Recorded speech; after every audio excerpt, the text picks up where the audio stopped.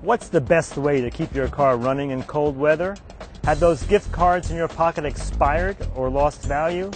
Do you need a vacation but are nervous about travel scams? Stay tuned for the next episode of Consumer Compass, where we'll guide you through these consumer issues and more.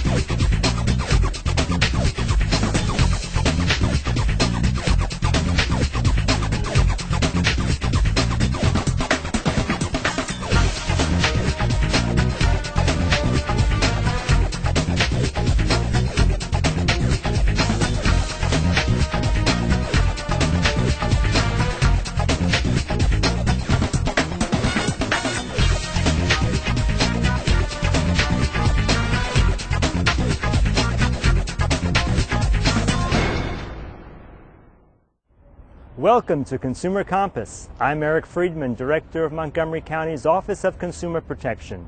Our mission here at OCP is to ensure integrity in the marketplace. We do that by enforcing consumer protection laws and educating consumers. We have a team of investigators ready to help. Our offices are located in Rockville, Maryland.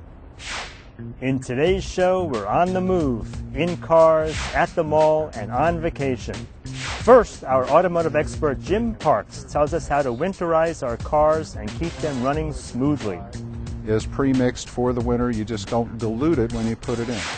Back at the office, Administrator Evan Johnson explains hidden fees and charges in gift cards. Next, we'll head over to the shopping mall where Investigator Joy Matthews clarifies the law regarding refund policies and defective merchandise. Then we'll highlight some travel scams to avoid when you go on vacation. Well, we all know that the cold weather makes existing car problems worse. How do we keep our cars from breaking down? I met with Investigator Jim Parks outside the Consumer Protection Office to get the answers. Hey Jim, thanks for joining us on Consumer Compass. You know, we're very fortunate to have you as an automotive expert in our office, and I know you get all the technical questions. So I was hoping you can give us the jump start on how to prepare our cars for winter. Sure. Well, the first place to start, because it's the most problematic, is the battery. Most batteries will do fine through the summer, but when they're really challenged in the winter is when you'll have difficulty. What you want to look for is around the battery terminals. Make sure that you don't have corrosion on either side. If you do, you can clean that with a mixture of baking soda and water. Just make sure that you rinse it very, very thoroughly because it is acid. And you want to make sure that you rinse it off of all of the body panels too. You might also invest in some gloves. Even the Playtex rubber gloves that you get for cleaning the house are fine, but the acid on your skin is not a good combination either. The other thing you want to make sure of is that the battery is still within its service life, generally 4 to 5 years. If you have a 6 or 7 year old battery, you're probably expecting trouble this season. Most retail facilities that sell batteries will be happy to test yours for you free. So take advantage of that. And it's not just dealerships, it's anybody that sells batteries. That's good to know. There's nothing worse than breaking down the highway. Once you're under the hood, what's the next thing you're going to look for after the battery? Well, the next thing that you want to make sure you take very careful note of is your engine oil. You want to make sure that it's clean, it's been changed per the interval. You want to make sure that you look at your owner's manual. Most oil is either going to be an orange or red dipstick, and you want to just give it a good wipe.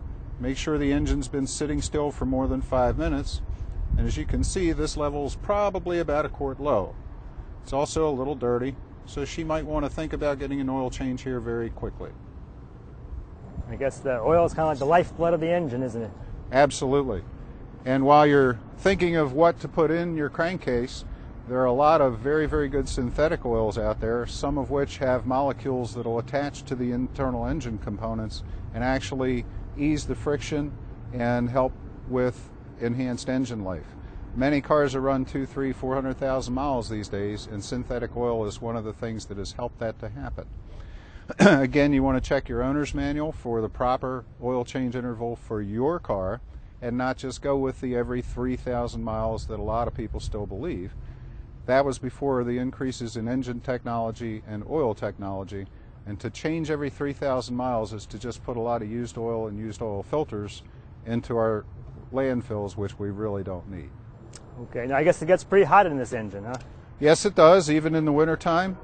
The thermostat is a very good idea to make sure that you take a look at. Very difficult for you and I to test, but a professional can do that by putting different equipment on here that'll tell them how hot the engine is running. What you can do when your engine's cold is simply feel your hoses and just make sure that they're still soft and pliable. You'll see a couple going back to the heater, and of course the main ones here at the radiator. If they're very hard, very stiff, that's going to be an indication that they're ready to go, and they will go at the absolute worst opportune times, such as on 270 or the middle of the Beltway in rush hour traffic. The next thing you want to take a look at is your coolant. And we have a very stubborn little cap on this coolant jar. But again, with the engine cold, you'd simply open it, make sure that you can see some level of coolant in there. Most cars have an indicator on the side of the tank. Do not do this when the engine's warm, because you will have it blow up in your face, and hot coolant is not comfortable. Finally, while we're under the hood, the next thing you want to take a look at is your windshield washer solvent. In this case, the washer solvent has a little umbrella looking symbol on it. Most cars built in the last 10 years have some kind of an indicator like that. They haven't quite gotten to a universal language, but this one with the little umbrella is a pretty good hint. You want to make sure that you can see washer solvent in there. In this dark bottle, it's very difficult. But the thing you also want to make sure that you do is make sure that you put in a winter mix. Most windshield washer fluid that you buy is pre-mixed for the winter. You just don't dilute it when you put it in. Summertime you can dilute it a little bit, winter you don't want to. Now I know, Jim, we want to keep the rain and snow off the windshield. Right, and critical to doing that are the windshield wiper blades. You want to just take a look and make sure that they're soft and pliable. The other thing to keep in mind is when you're driving and there's a lot of road salt out there, when you get home, take a clean cloth with some Windex and wipe that salt off of the wiper blades so that it doesn't precipitate a little more deterioration than you really need. Again, you want to make sure that the blades are all in one piece. And if we take a look, this particular car has wipers on the headlights. And this is what a bad wiper blade looks like, where it's separating. And these won't do her any good whatsoever if she starts them up. In fact, that could even damage her headlights. So we don't want to use those. We want to get those replaced. Okay. Next thing we take a look at is the tires. On this particular tire, we have a lot of wear on the outside edges. The car probably needs a front end alignment, but you'll also see this cracking starting right here. It's going to be very quickly that we're going to have the steel cords of the tire showing through, and that will lead to a tire failure and a shredded tire on the side of the road, probably at rush hour. Next, you want to get a tire gauge. They're not expensive. You can get them at most auto stores. And once a month, you want to walk around the car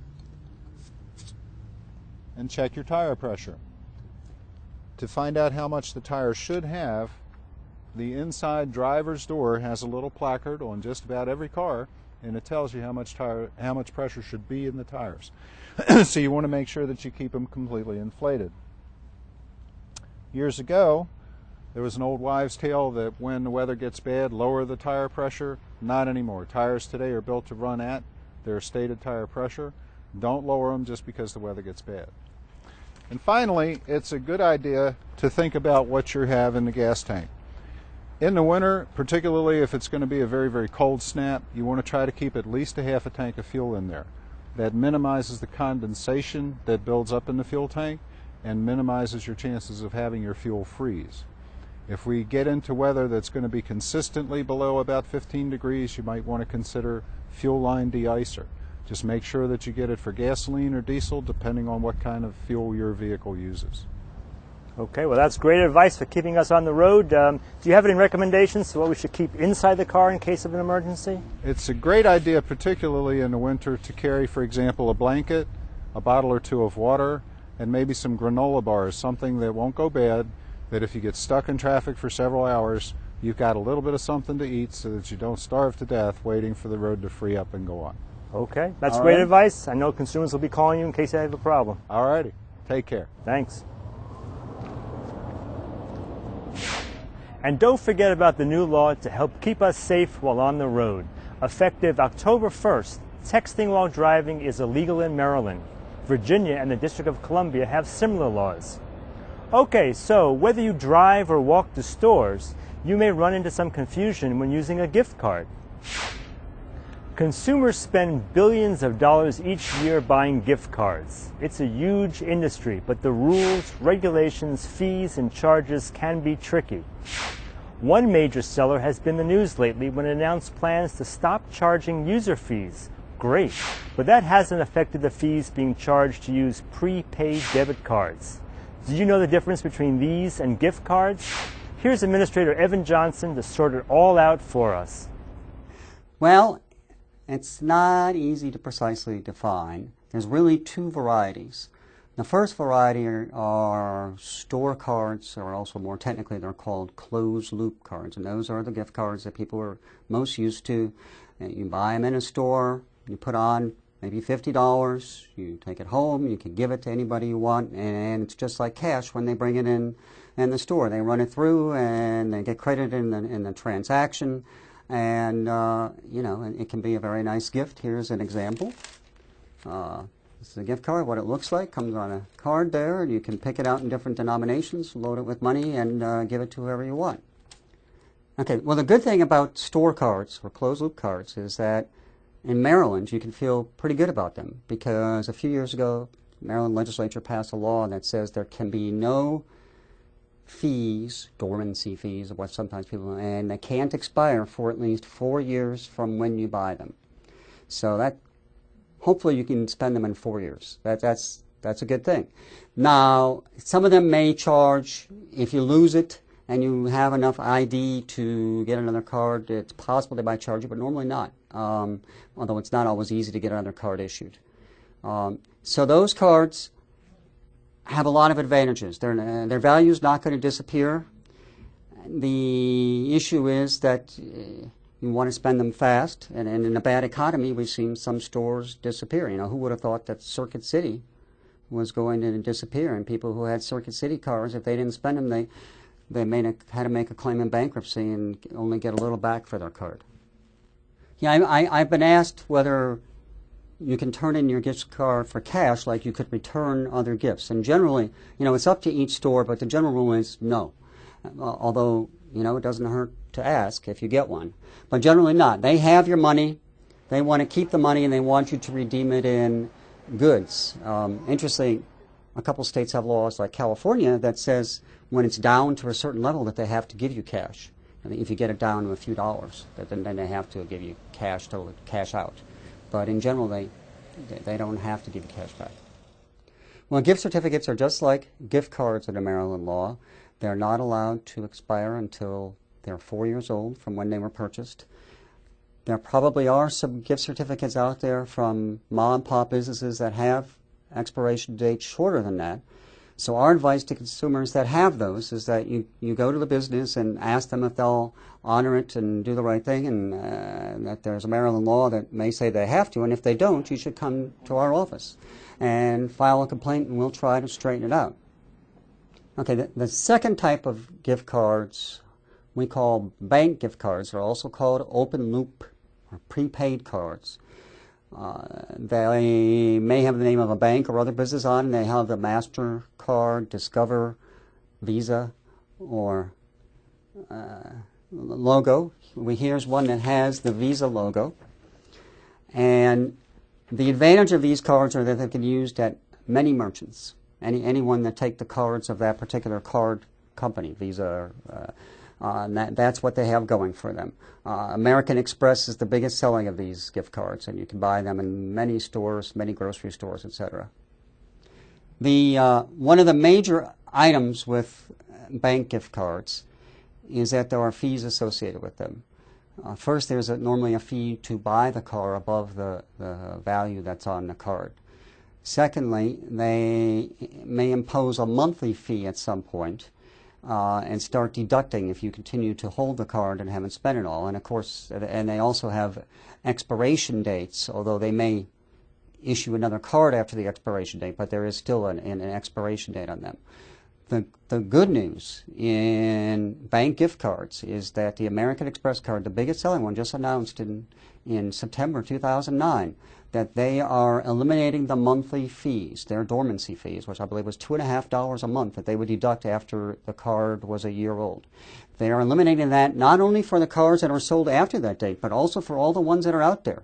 They're eliminating that fee. So if you have an old American Express card that's not eaten away, it's still going to be good because those fees are going to go away, and we certainly give American Express credit for doing that, and we're hoping that some of the other cards follow the lead. Well, the related card to bank gift cards, open loop cards, is we're seeing a lot these days, and it's prepaid debit or credit cards. And they're more of a financial instrument than a bank card. They're reloadable, they're usable at ATMs. They have more, they're also called general purpose spending cards. But they're sold on the gift card rack or right next to the gift card rack. They just don't say gift card. And the catch of them, biggest catch, is that there's fees, more fees than any of the gift cards. There's a large fee to buy it. There's a reloading fee. The monthly fee lots of times is deducted right away. There's ATM fees, there's inactivity fees, there's any number of other fees, and if you're on a website, you need to read the disclosures. If you get one of these cards, you need to read the foldout that comes with it because there are all sorts of fees that can eat these cards up. And obviously some have fewer fees than others, and if people are going to get one of these cards, that's what they have to be aware of. Well, what's attractive to the prepaid cards is people with bad credit can get them. I mean, you just need a little cash at some point to get one of these cards. It has the convenience of a spending card that, you know, goes through the machines nice, and they give you ATM access. If you don't have a bank account, which is still a big problem, that a lot of people don't have bank accounts, it's a way to hold money in a convenient way, and that you're not, you know, it's easier than cash. You don't want to carry too much cash with you. So these have attractiveness to a lot of people. Some people use them to control spending because you should only be allowed to spend normally what is on the card. Unlike if you have a debit card tied to your bank account, they let you go over. With these, normally they don't. So it can control your spending. Those are all reasons why they're big, and sales of these were only a few $1 billion. Recently they are projected to grow to something like $109 billion in just a few years. This is the growing part of the industry. These cards are going to be much bigger than bank gift cards. If they're not now, they will be shortly. Well, to sum up on cards, on gift cards, our advice is if you're giving to someone and you know they like a particular store, a store gift card is a good deal. You're not going to have any fees in Maryland for 4 years and hopefully not ever. When you do it, to be careful of is we tell those recipients to spend them fast because you don't know when a store is going to go out of business. But that's fine. In terms of the bank gift cards, the American Express gift card looks like the best one right now because they will not charge a monthly fee, but you do have to remember you pay extra for the conveniences of bank gift cards. But American Express looks like it is the standout one at the moment. Now, the prepaid debit cards, the whole animal, there's no easy advice except you have to be really careful.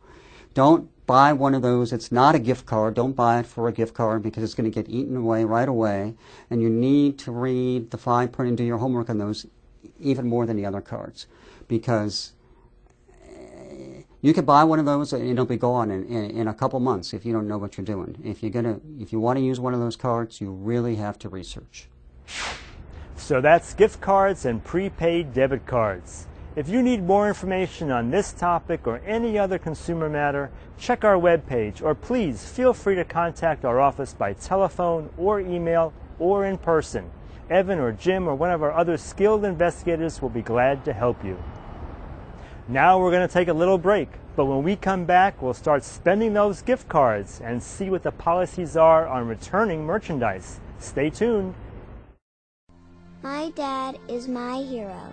He goes into places people want to get away from. He makes everyone safe.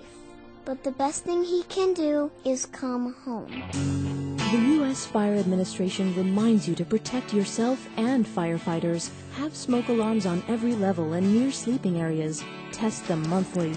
Change batteries as instructed. Install sprinklers. Do your part to get out before firefighters have to come in. Mi papá es mi héroe. Entra a sitios donde la gente quiere escapar y los pone a salvo. Pero lo mejor que puede hacer cada noche es regresar a casa. La Administración de Incendios de Estados Unidos le recuerda protegerse y proteger a los bomberos. Instale alarmas contra incendio en cada piso de su vivienda y cerca de los dormitorios. Pruébelas cada mes y cámbieles las pilas según las instrucciones. Instale aspersores de agua y haga un esfuerzo por salir de su vivienda antes de que los bomberos tengan que entrar. Well, we're back, ready to clear up the confusion about store refund policies. Earlier, I met with investigator Joy Matthews at the mall. Hi, Joy. I know you get a lot of questions from consumers when they want to return something they purchased. What is the law? Does the store have to take it back? Good question, Eric. No, there is no law that the merchant has to accept return of any merchandise. Now, some stores do provide a store policy, or refund policy, or other store policies, and it's going to vary from store to store. Now, however, if they do have a store policy, they're required by law to post it in a sign visible in the store, on the product, or on the receipt. I would recommend, certainly, that if you go into the store and you don't see a return policy or any kind of store policy, to ask what that policy is. And certainly, if you see it, read it, and do that prior to purchasing the merchandise. Now, you mentioned a receipt. Do you always have to have a receipt to return something? Yes, you do. Most stores will not accept the return of the merchandise or exchange it or even provide store credit if you don't have that receipt. So please be sure to keep a copy of all receipts. And what about a time limit to return something? Do you have as much time as you want, or is there some limit usually? Well, it's going to, again, that's going to vary from store to store. And yes, if the store provides a refund policy or any kind of policy, they must give you a time frame. But again, that's going to vary from store to store. Now, I know consumers sometimes call you when they want to have to be told that they have to pay a fee for a big purchase that they're trying to return. Is that common? Right, yes, that can be very common on larger merchandise, such as a mattress or some type of furniture. And what it is what's called a restocking fee. And that's going to vary from store to store. It'll be from 10 to 25%. And basically that fee is the cost the merchant incurs to be able to allow you to return that merchandise. And you mentioned big products. What happens when a consumer wants to return a car? What do you usually tell them? Well, Eric, that is one of our most popular questions that we receive at the Office of Consumer Protection. And no, you cannot return an automobile.